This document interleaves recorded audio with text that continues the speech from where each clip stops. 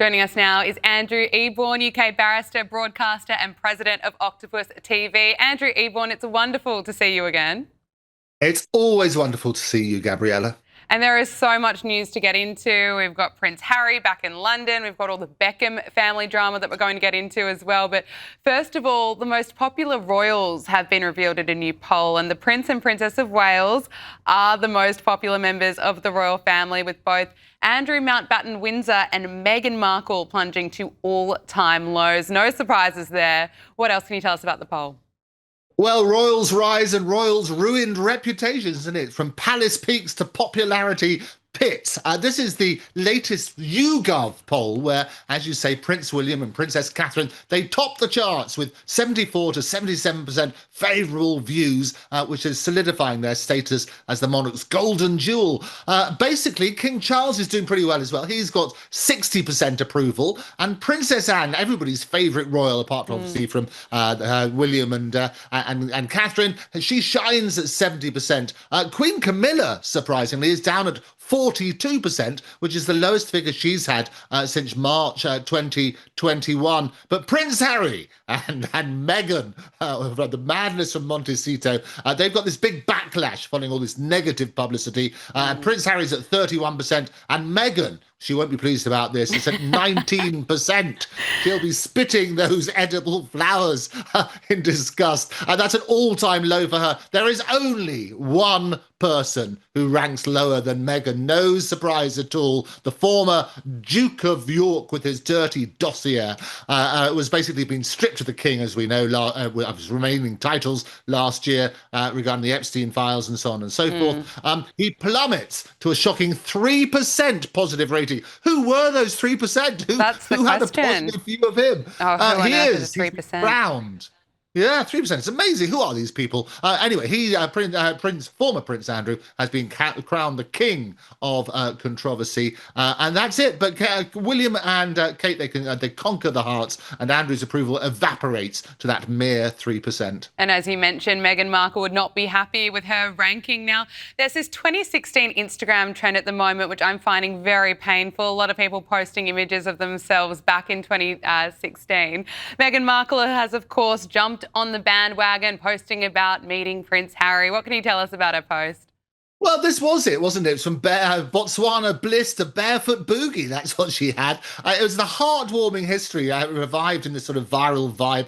It's basically, it's this 2026 is the new 2016, 10 years. Where did they go? What she had, she's released this black and white video of her and Harry dancing barefoot. It was in fact filmed by their daughter Lilibet, so it wasn't in 2016 at all. But they did do this Botswana throwback from their early dating days. This was the year, 2016, was the year that they met and fell in love. They got married, as you know, in 2018. Archie came along in 2019 and Lilibet in 2021. And they disappeared from the UK, the Mexit, in 2020 and moved to California. And that's what happens. It's Meghan's meme magic, if you like. She's dancing barefoot. It echoes the sort of 2016, the Sussex sparkle, they can call it. But Meghan's post proves past passions persist amid palace problems, is what I would say. Now, we kind of alluded to there might be some PR problems for Meghan and Harry, and in a sign that they are just desperate to try and improve their PR. It's been revealed that Harry and Meghan have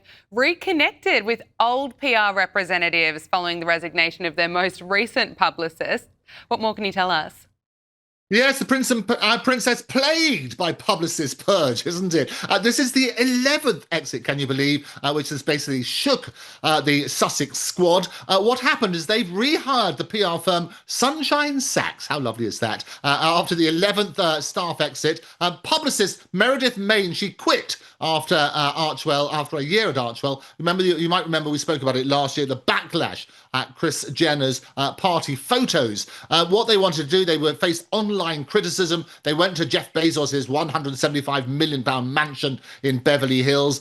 They wanted all the images to be deleted because they were a bit upset that royals might be basically shun them during this reconciliation attempts. What's happened, they also had the executive director, James Holt, resigned. SSML, small, medium and large, I guess. And they also, you probably know, they're behind people like Hollywood heavyweights, Leonardo DiCaprio and Jimmy Fallon. And they're basically really looking after their reputation now. Kelly Thompson Morgan, who's the president or co-president of the firm, she attended the 2018 wedding. She's going to be working in conjunction with the internal communication team in Europe, spearheaded by director Liam Maguire. They're trying to stabilise this image. It's basically from wedding guests, the PR Guardians. The firm fights Sussex firestorm amid family feud fears. They need to get their team right, and any more people leaving. The time when your PR people disappear and desert you, that's the time to worry. Yeah, well, they've been worrying a few times now, haven't they? 11 times, in fact. Now, look, Prince Harry is in London. He appeared in a London court for his high-profile case against a British publisher. And Prince Harry, he jetted off from California to the UK. This was over the weekend, and this was ahead of the 9-week trial, which is taking place in the High Court. But importantly, no reunion with the family, it seems. Yeah, well, that's right. Charles is up in Scotland, 400 miles away. But Harry, as you say, he flew in on Monday. He's got this case against Associated Newspapers, yet another legal case. He's accusing them of phone tapping and illegal information gathering during 1993 to 2011. Alongside him, his fellow litigants, who've got Sir Elton John, his husband, David Furnish. You've got campaigners, Baroness Doreen Lawrence, and politicians, Sir Simon Hughes, and also the actresses Sadie Frost and Liz Hurley. They're all taking this action against Associated Newspapers, and what they say is this allegations of unlawful information gathering. The trial's taking place before Mr. Justice Nickling at the Royal Courts of Justice, just up the road from me. Associated Newspapers, I should say, have denied any wrongdoing. They say the claims are preposterous and an affront to hard-working journalists whose reputations and integrity are wrongly traduced. Harry himself is due to give evidence this coming Thursday. I have sat in on previous hearings. As you know, my background's as a lawyer. I am a barrister and that sort of thing. And it is interesting. And it's basically, this has been a series of lawsuits. He won in 2023 against the Mirror Group newspaper, where the High Court ruled that he was a victim of widespread phone hacking.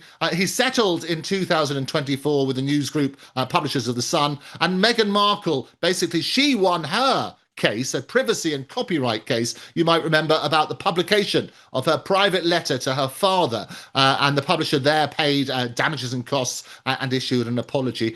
So that's what happened. The interesting thing, Harry loves to be in court. He seems to be one of the most litigious royals in history, and he lost his High Court and Court of Appeal challenges in 24 and 25 to reinstate the taxpayer funded armed police protection in the UK after he stepped back from a working royal. That's all being revisited. But he also sued the paper for defamation in 2024, where he was basically, the Mail on Sunday accused him in an article of misleading the public about offering to pay for his UK security.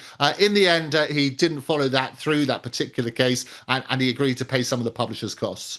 And you mentioned there that Prince Harry won't be reuniting with his family, of course, with the King being away in Scotland. What can you talk to us, or can you talk to us a little bit more about his trip? Well, yes, well, the King's up in Scotland. He's sipping the whiskey up there. He's basically enjoying his life there, and I think it's the King's doing very, very well in terms of public and so on and so forth. So he was up there to fly the flag, and also, as I say, he met a number of people up there. He was a bit worried about the photo opportunity because he was warned that the whiskey is quite strong, so you've got to be careful there. And he said, well, it's not the problem with the photos is when you're sipping whiskey, they don't give very good photos. I guess he's a bit worried about when people eat food and so on and so forth. Politicians, there's some awful pictures out there when politicians have videos of various people eating bacon sandwiches and stuff like that. So he's a bit worried about his image, but they loved him up there and he was doing very well. And it's not a bad trip, is it? Putting the spirits up in Scotland. Now, there's more fallout over Andrew Windsor. Now, there are reports that Princess Eugenie has cut off all ties with her father, and it's understood that Andrew will be leaving Royal Lodge before the end of January. Not long. It's not long at all. I did predict it. I said he's going to Christmas, give him a last chance to stay in that royal lodge where he's been paying this peppercorn rent, as we explained last year. Princess Eugenie, she's had no contact with Andrew. She's furious, apparently, about his lack of apology and the whole Epstein scandal. She skipped Christmas visits, and she also wants to focus on her own thing, the Anti-Slavery Collective, which is basically countering sex trafficking and so on and so forth. Beatrice, however, she is maintaining her ties. She invited Andrew to the daughter Athena's christening just a little while ago, but apparently Andrew wasn't in attendance at the party afterwards. It's unclear whether Andrew and Eugenie spoke during the christening, but you might recall that Andrew and Prince William didn't speak at the Princess at the Duchess of Kent's funeral. They felt very, very uncomfortable there. A source tells me that Beatrice is trying to walk the fine line, if you like, of not cutting her father off, but remaining close to the royal family. It's a very tricky sort of situation. But Eugenie is not walking that line at all. She's just not speaking to him. Well, another massive family drama. It certainly exploded this week. The Beckham drama. Of course, Brooklyn Beckham issuing a blistering statement accusing his parents of being controlling, saying that their behaviour has been controlling and it's caused problems in his relationship with his wife, Nicola Peltz. He said that he was humiliated that his mother, Victoria Beckham, hijacked his first dance with his wife at his wedding. Now, David Beckham has responded. They make mistakes. Children are allowed to make mistakes. That's how they learn.